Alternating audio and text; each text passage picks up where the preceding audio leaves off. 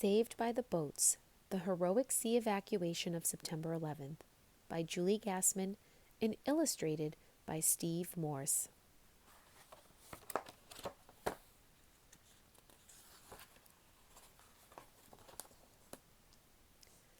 An arc of sky framed the city in a brilliant blue. The bright golden sun beamed with warmth, but just below, gray smoke swelled and snaked through the air, and silently, white ash fell in a thick snowfall, coating the city. Tragedy was quickly smothering New York City, and its people were searching for a way out. They found their way to the city's edge, held back by the water. While more than 1 million people searched for escape, hundreds of boat captains sailed into the destruction. They felt a call to action, a desire to help, a realization that they could provide a safe harbor. They were ordinary people who became heroes on a day when greatness was desperately needed, a day when the unthinkable happened.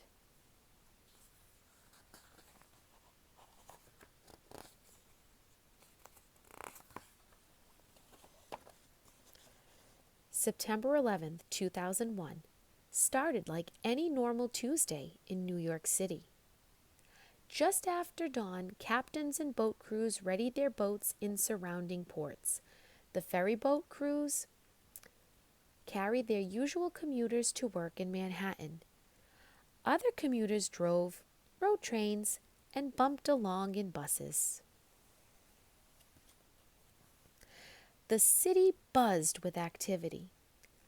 Subway riders climbed up the stairs of underground train stations to be greeted by warm sunshine and a cloudless blue sky.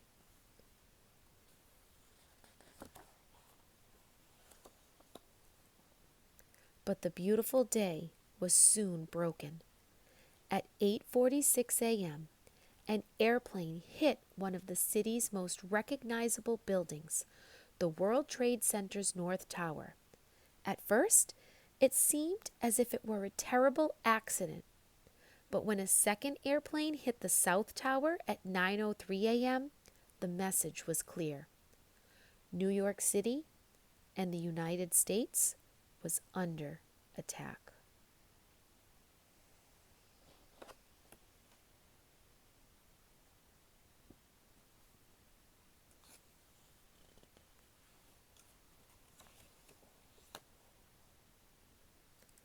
The cloudless blue sky was now streaked with gray and black smoke. People desperately tried to flee the scene. Firefighters and police officers rushed to the towers to begin rescue efforts. New Yorkers from all 5 boroughs scanned the skies from windows and sidewalks, and boat crews watched the fires rage out of the towers. But no one expected what came next.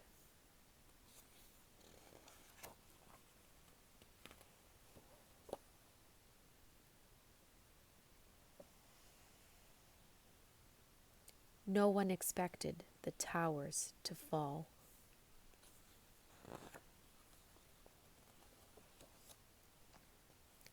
Suddenly, more than 1 million people were searching for safety, and subways, bridges, and tunnels were closed as a measure of security. There was only one way off the island: water. Fleeing, hundreds of thousands of people ran until they came to the place where the island meets the water. Climbing over railings, they began boarding boats docked in the harbor. "People were just diving onto the boat," said firefighter Tom Sullivan, who was aboard a fireboat. "We were just trying to catch them, trying to help them on. Mothers and nannies with infants in their arms were dropping the children down to us, and then we helped the mothers and nannies down." Few people stopped to ask where the boats were going.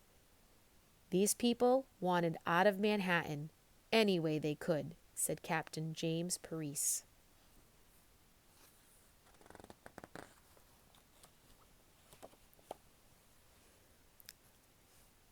Coast Guard officials noticed the lines of people growing deeper.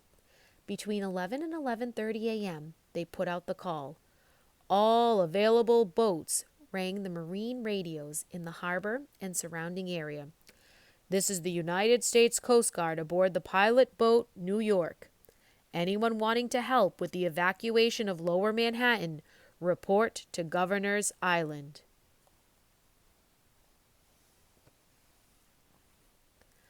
Boats of all sizes sped into the harbor. Tugboats, ferry boats, private boats, and party boats. If it floated and it could get there, it got there, said engineer Robin Jones. And each vessel carried a captain and crew who were ready to serve.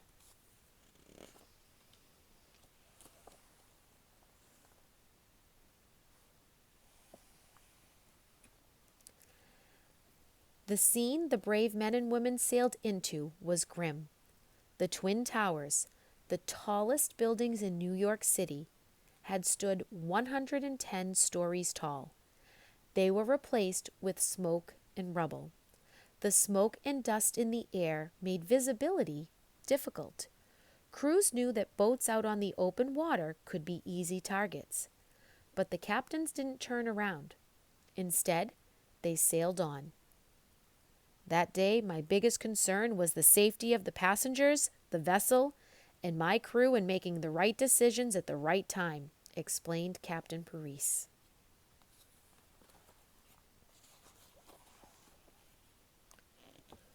When the captain and crews reached the slips, they saw just how badly they were needed. Many of the people looking for rescue had come from Ground Zero, where the towers once stood. Covered with ash and soot, they carried the weight of the day's tragedy right on their bodies. The crewmates gave towels to these victims, many of whom were crying and shaking with shock.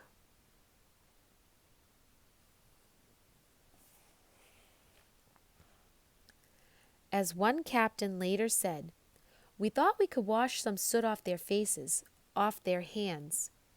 We could make them more comfortable. We wanted to make them feel that somebody cared about what they had just gone through."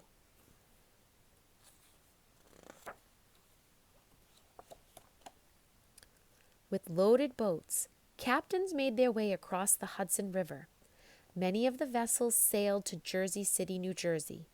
There, ambulances with flashing lights waited for injured patients.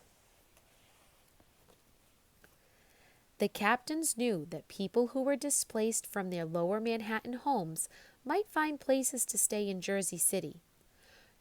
Not only did they want to remove people from New York City, they also wanted to help people reach safe destinations.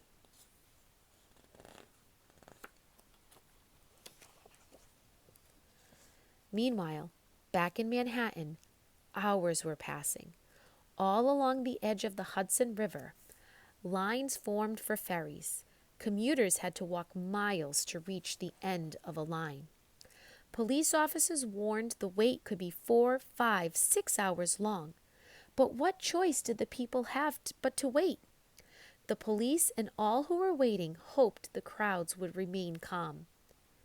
One woman said, "When we arrived at the pier, thousands of people were waiting in line. Thousands.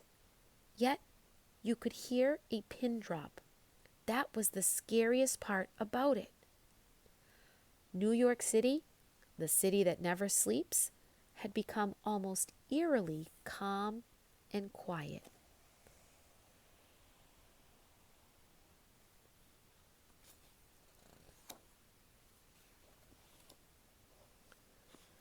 As time passed, the quiet calm was disturbed by roaring fighter jets. One boat crewmate recalled, "The scariest part was when fighter jets were flying over Manhattan. We didn't know whose they were, and they were coming close to us." Those waiting in line for evacuation worried too. More than one person asked, "Those are ours, right? Those are American planes." And they were. U.S. military jets were the only planes being allowed to fly in the country's airspace.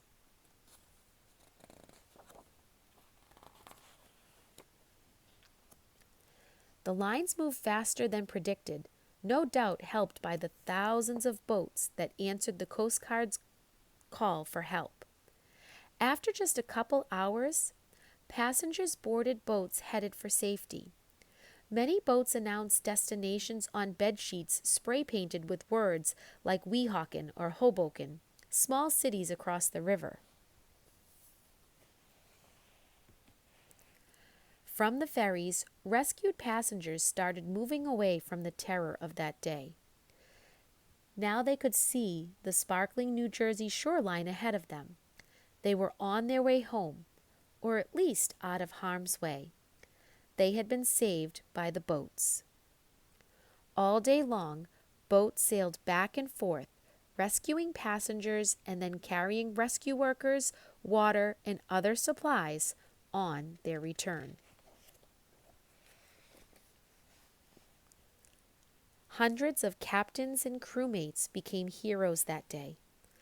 Over the course of just 9 hours, nearly 500,000 people were evacuated by water. "It was the greatest thing I ever did with my life," said Captain Rick Thornton. Engineer Herb Jones described it as, "the greatest day that I've ever seen in all my life on the water."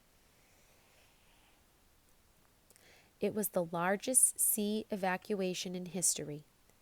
It was an answer to a call for help. It was a light on the city's darkest day.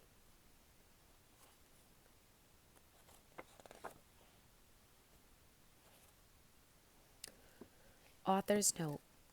Like most adults, I have many memories of September 11th, 2001, but a few images of the day stand out more vividly than others. My day began like any other workday. After dropping off my infant son at a daycare, I rode an underground train from Jersey City, New Jersey, into Penn Station in Manhattan. When I arrived in the city and walked up to the subway station stairs into the sunlit September morning, I looked up at the sky. It was a beautiful blue, so striking that I immediately captured it to memory. The blue sky stood out to many New Yorkers that day and is even the inspiration behind an art piece at the National September 11th Memorial Museum. By the time I reached my office building in Midtown Manhattan, I had heard that a plane had hit one of the World Trade Center towers, and by the time I got to the floor where I worked, I had heard a second plane had hit the other tower. I looked out office windows to see rolling smoke coming from both towers, but the scene of the North Tower smoking and standing alone haunts my memory. After the subways were shut down, my husband Nathan and I decided to walk toward the piers that line the Hudson River to take a boat to New Jersey. As we neared the water's edge, we discovered a huge line of people. We had no other choice but to wait. When the fighter jets flew overhead, another image was captured in my mind. We waited for under 2 hours before climbing onto a boat headed for Hoboken, New Jersey. As we rode, I found myself staring at the New Jersey shoreline. Even now, it sparkles in my memory, seemingly untouched by the tragedy. In Hoboken, we connected with a friend who gave us a ride first to pick up our son and then take us home. I can still clearly see my baby's face smiling, happy to see us. I remember feeling grateful that he was too young to know what had happened. That day, and for many years afterward, I didn't fully realize the enormity of the September 11th boat evacuation. On the tragedy's 10th anniversary, someone sent me a link to the short documentary Boat Lift. This film helped me understand the importance of the boat evacuation. It introduced me to the heroes who carried victims to safety, workers to their homes, and parents to their children. Now, it is with great honor and gratitude that I help share their story, along with illustrator Steve Morse. I, like so many others, am Am grateful to have been saved by the boats. Julie Gassman, December 22nd, 2015.